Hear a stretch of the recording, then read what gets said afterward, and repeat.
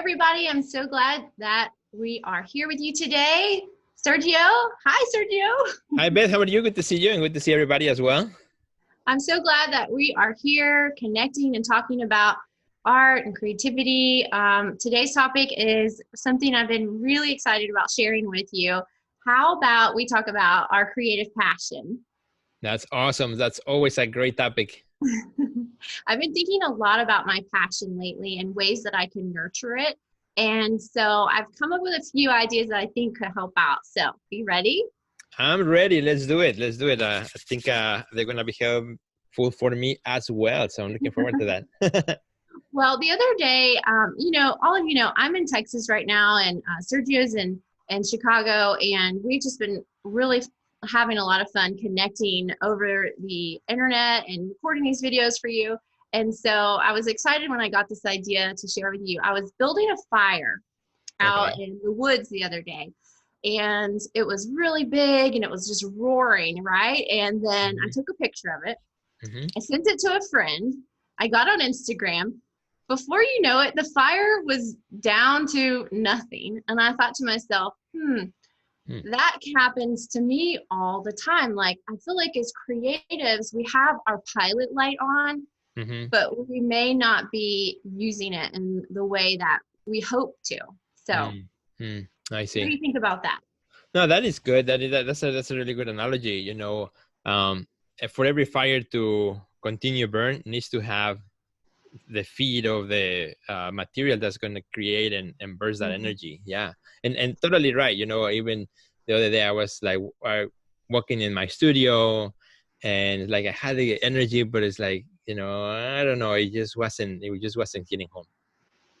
I know, and I know we all feel that feeling sometimes. And so, one of the points that I wanted to make was we have to have an awareness of where we're currently at with the fire burning inside of us, because I hmm know we all know what that feels like to feel that energy and that's, I mean, it really does feel like a spark or like fire within our bodies. And to keep that flame, so to speak, going, we have to know, well, where are we at, and how did we get to where we are? I mean, when you're feeling really excited and ignited, then your creativity is on fire, right? Like hmm that's what we say. But if Right. we're feeling like we're not so much connected to that, why is that? And hmm so when I was watching that fire die down, I was like, distraction. I was totally distracted from what I was doing, what building the fire. And that's all it took was for me to look away. And how easy is it for us to get distracted? It is super big one for me. You can ask my wife. I'm a very distracted guy, and I have in my computer, like 10 windows open, even like as we are chatting, there's things, and so before we start recording, I have to turn everything off, and Mhm. otherwise I lose focus really quickly, and that happens to me also, in my studio practice, in my art career, because we're all the time connected to this thing. You just said it, right? You're looking at the fire, and all of a sudden now you get caught up on sharing the moment. And it's not that the things I may be doing are bad; they might be, good, but at the same time, they're just pulling our attention in such a way that our creativity, is hindering. It's being affected by that. We're not giving our creative self all the love that we could, by giving attention to itself when the time comes.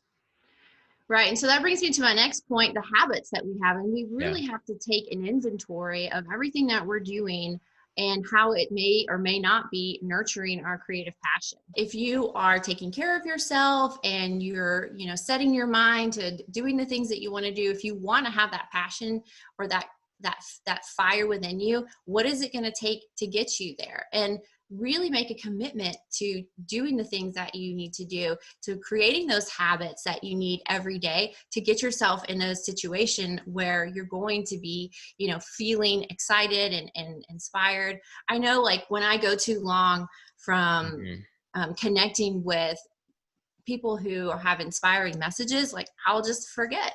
And then I'll watch a YouTube or, a TED talk, and I'll be like, I know all of these things, but for some reason I haven't been thinking about them. And so it's really important to create habits where you're thinking about the things that you want and actually taking steps forward so you can have all of the passion in you to just overflow. I mean, it Yeah. can happen. Oh, absolutely. And yeah, habits is one of those things that we all fight against. And also because of the distractions, right? The distractions have a way of kind of pulling us out, as we talked earlier. And yesterday, it's a great conversation because yesterday, actually, I walked into my studio and it was a mess. It was a chaotic mess. Like there was stuff everywhere that's just being piled up because, I go in the studio, do something, and instead of putting it away where it belongs, I just put it here, put it there, put it there. So Mhm. it got to the point, because I wasn't really putting the attention on the good habit of putting things where they belong in my studio, that I got to the point that I couldn't work. So instead of doing, anything yesterday, I went into my studio, I walked in, I went and grabbed some garbage bags, and I literally, I put like 3 huge garbage bags of stuff that had been piling in my studio, like empty cans, empty paint buckets, brushes that were hard, and, a bucket of water with that had been there for like 3 weeks without Mhm. washing those brushes. So, and all that could be avoided, if I have that good habit of, putting things where they belong, or at least nearby, right? So that when I walk in the studio, I don't get to the point where I feel immobilized, right? Then my Mhm. energy, my creativity on that moment, it gets like, I wanted to get in, and then I'm like all deflated because of, my own, lack of following my my own rules in the studio and my own good habits that I should. That's so funny that you mentioned that, because I did some reorganizing myself, Uh-huh. because, as you know, I've moved and I don't have the same big Yeah. studio that I used to have. And so I really had to condense down all of my materials. Well, they weren't really easy to get to. And so, that idea that you eat what you see. So if you have Yeah. things in your kitchen, like, you're going to eat what you see. And I thought, well, I'm going to create what I see, right? And I wanted Mm. it to be a lot easier for me to just jump in and start creating. And so I Mm-hmm. made it a lot, I organized my materials so that it was really easy for me to get to them. I saw Mm-hmm. them every day, and I was thinking Mm-hmm. about creating. And all I had to do was just change my physical environment to change my mental environment. And that brings me to my next point, is choice. You have to Choice. choose to do these things, right? And Right. so the other day I wrote on my Facebook, you don't have to be ready to begin. And what I mean by that is, a lot of times we think, oh, I have to do this or I have to do that before I can actually do the next thing. Well, really, just Mm-hmm. start somewhere. Mm-hmm. And like my fire, right? It could have been really well built. It could have just been a big mess where I was just throwing logs on it, and it Mm-hmm. didn't matter because it was still burning, right? Right. And so I think sometimes we try to be so perfect, or try to get to a place where we think in our mind we need to be before we actually give ourselves permission to do the next thing. Yeah. When really, just Totally. give yourself permission from the get go, make that choice and do it for you. Like, sometimes we think we're the last ones that we sort of give permission to do the things that we want to do. And really, if we just gave ourselves the permission right away to to honor that fire within us, Mm-hmm. to nurture it with good habits, Right. and just go ahead and begin. Like, I definitely believe that creative fire and a passion is going Yeah. to just continue to grow if you follow those 3 steps. Yeah, totally agree. And it's one of those things also, I think that, as you mentioned about choice and making those choices, also, because when we, as we approach our studio, and we tend to compare our careers with ours of others, especially, we have Instagram and we look at all these beautiful pictures of really nice studios and how beautiful they are. And then I look at my studio and it's not that pretty, right? Or I don't have a nice studio. So all those become kind of obstacles for us to making that choice. And we're waiting to have the perfect studio or the perfect materials or the perfect lighting, or to be ready. And art could be done anywhere, right? Art could be done on a napkin, on a kitchen table. And I always tell artist friends, or artists that I'm coaching, that it's not about how it looks, it's what comes out of the studio that matters. Nobody ever is going to come and check your art against the studio space that you have. You just continue making it whatever it may be, maybe in your garage. Maybe I have done so much of my work in a basement or in a garage, or places that are not really ideal for art making. Light wasn't good, it was too cold to have, you name it, right? But that's what we have. And, we wait for the optimal, for the Instagram worthy, studio space. We may be waiting for a long time. Waiting forever. Yeah. Right.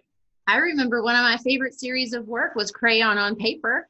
Yeah, there you go. I mean, I could have started that when I was 6 years old. Totally right. The thing about it, it was just like, I gave myself permission to do it, and I liked it, and it was fun. And the work that came out of it was, childlike, and it had this pure like innocence to it that I really loved that came out of me at that time. And that's awesome. And and so really just start anywhere and grow from there. Like, we plant a seed and it starts to grow, and it takes time, right? And so, you can spend a lot of money and time and effort to make things exactly like you think they should look in your mind, or you could just get started right away and stop waiting and keep putting that fuel on your fire and your creative fire and watch it grow and grow and grow and grow. Because I believe one idea leads to the next idea, leads to the next idea, leads to the next. And if you're just continuously taking action with good habits, making good choices for yourself, showing up, believing that you can, nothing is impossible. Right. No, and every single of the tips that you have provided, I think they're pretty good. They kind of help us and remind us, right? Because we are all in different seasons, and you just moved, so you are in that mindset of how you're going to restructure things. I haven't moved from my house in the last 15 years, so everything is the same, but it's still those same ideas that you're bringing, remind me of, what I can do, because sometimes also the familiarity of things can have the, the opposite effect of, well, you are used to your environment, you're used to what everything is, and sometimes that also limits your creativity in some way. So I think everything that you have brought in can help our friends either or, right? Either you're moving or you're kind of in transition, or if you're in the same spot and now in lockdown or wherever you may be at, in that scenario. Exactly. And, you guys, if you're really struggling with this, I feel you. And if you want to, challenge yourself, go build a fire, a real fire, and see how it works. And then think about how you can apply those same steps and same nurturing actions to yourself. So. Yeah. I'm not building a fire, but I'll tell you what I'm doing. But I'm actually planting tomatoes, which I have never done before in my life. So I'm actually planted the tomato, put the dirt. I've been watching it, putting water in every day. Now they're about this big. So I expect to, to see that plant. So just having something new, or something to look that it's growing, it does kind of affect the way you think about, everything that we're talking about. Right, that visual of something like the fire growing, for me, the little plant now becoming something else. I always look to nature for inspiration, for one. Absolutely, I think so. If you can't build a fire and you can't build a garden or grow anything because you don't have a green thumb, just go stare out at the trees and the leaves and the birds and start to activate your senses in a way that help you to open your eyes and experience what you're perceiving and sensing in a brand new way. Absolutely, I love that. Super cool. Well, thank you guys for watching, and thank you, Sergio. It's always a pleasure. And tell our friends where they can follow you online. So if you want to connect with me on social media, just find me on Instagram at Sergio Gomez Art, YouTube Sergio Gomez Video, website sergiogomezonline.com. Great. And you guys can follow me on Facebook and Instagram at Beth English, and I'm at bethenglish.com. And I can't wait to see what you have to say about our episode. Leave a comment. Let us know what you're doing to fuel your creative passion. Absolutely. We'll see you next week. Put it in your calendar every Wednesday, 10 a.m. Central Time. We'll be there. All right. Thanks, Sergio. Bye. Bye.